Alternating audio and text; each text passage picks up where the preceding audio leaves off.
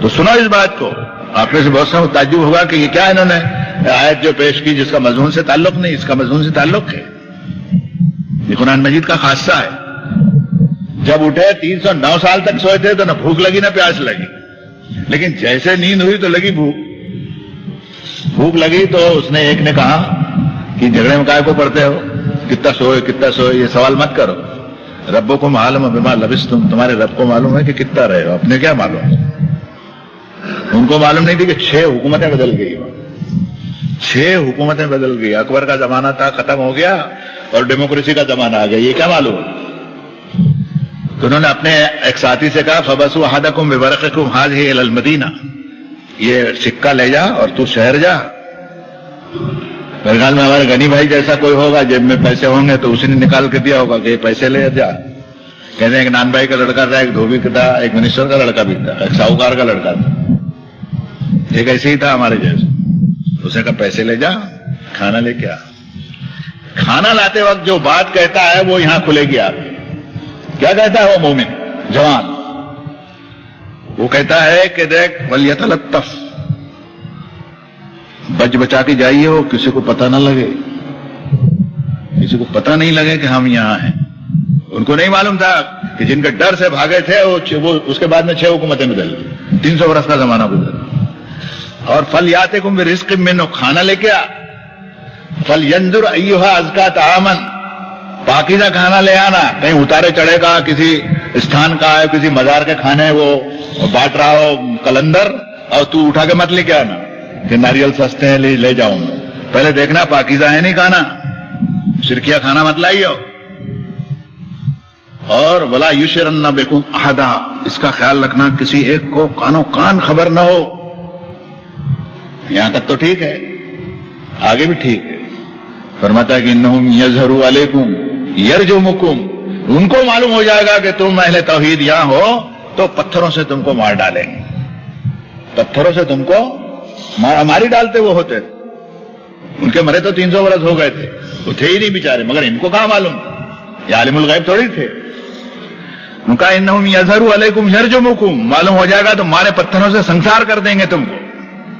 اور یعیدکم فی ملتہم ولن تفلحوا اذا ابدا، یا اپنی ملت میں تم کو واپس لے جائیں گے اور پھر تم کبھی کامیاب نہیں ہو سکتے. اب میں یہاں اہل علم سے 2 سوال کرتا ہوں کہ پتھروں سے مار ڈالیں گے تو شہید ہو جائیں گے، اس میں ناکامی کا کیا سوال ہے؟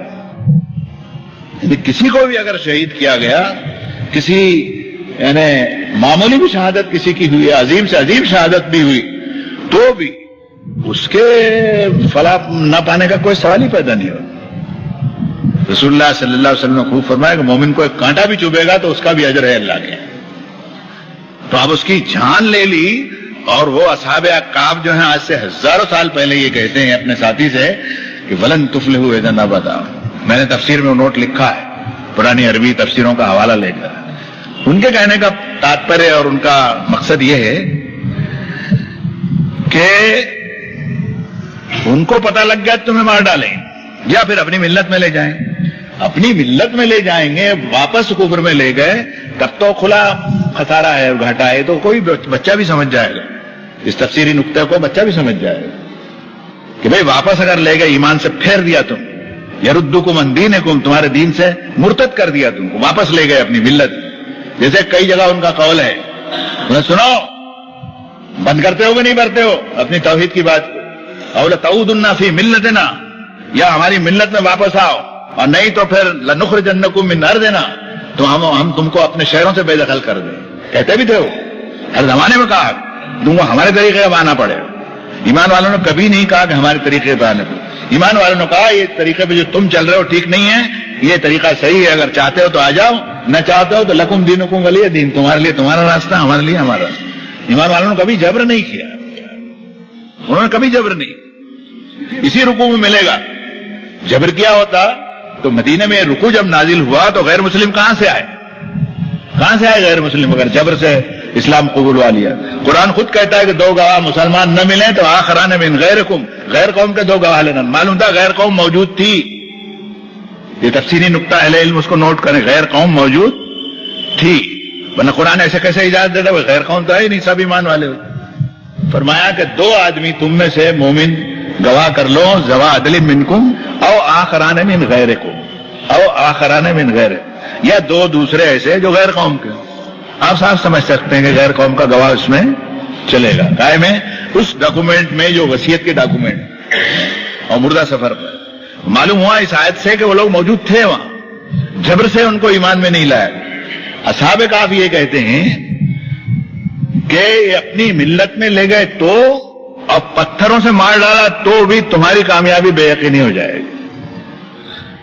یہاں یہ ذہن کام کرتا ہے علماء ربانی میں سے ان لوگوں کا جنہوں نے قدیم زمانے میں عربی میں نکات نکالے ہیں. قرآن مجید کا معاملہ ایسا ہے کہ اللہ جس کو جو چیز کھول دے جو کھول دے اس کی دین ہے. آدمی کی اپنی غواصی کے اوپر ایسا سمندر ہے کہ جو اس میں غوطے لگائے گا اپنی غواصی کے مطابق اس میں سے موتی نکال کے لا سکتا ہے. یہ ناپیدا کنار سمندر ہے، اس کا کوئی کنارہ ہی نہیں.